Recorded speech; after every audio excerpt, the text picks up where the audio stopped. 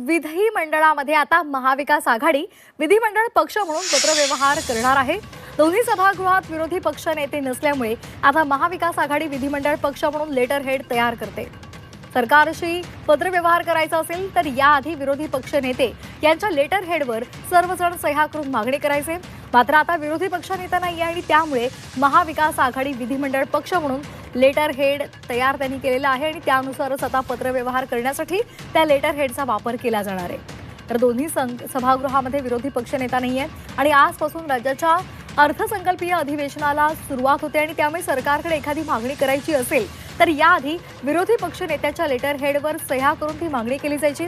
मात्र आता विरोधी पक्ष नेताच नसल्यामुळे महाविकास आघाडीनं विधिमंडळ पक्ष म्हणून पत्रव्यवहार करण्याचा निर्णय घेतला आणि त्यासाठी त्यांनी लेटर हेड सुद्धा तयार केले।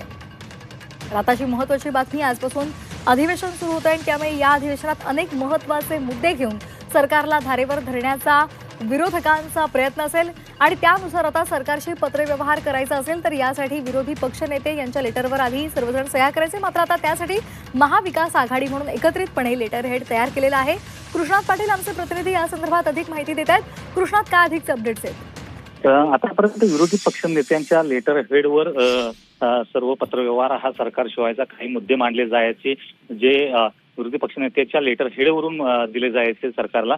परंतु आता दोन्ही सभागृहामध्ये विरोधी पक्षनेता नसल्यामुळे महाविकास आघाडी नावाचा विधिमंडळ पक्ष अशा प्रकारचं एक लेटर हेड तयार करण्यात आलेलं आहे, ज्यामध्ये विधिमंडळ महाविकास आघाडी अशा प्रकारचा एक लेटर हेड तयार करून त्या माध्यमातून काल देखील राज्य सरकारच्या चहापाण्यावर बहिष्कार टाकल्याचं पत्र हे दिलं गेलं होतं त्याच लेटर हेडवर। आणि आता इथून पुढचा जो पत्रव्यवहार जो सरकारशी करायचा असेल खास करून विरोधकांना तो या पत्राच्या माध्यमातून केला जाणार आहे। धन्यवाद कृष्णा दिलेल्या सविस्तर माहितीसाठी।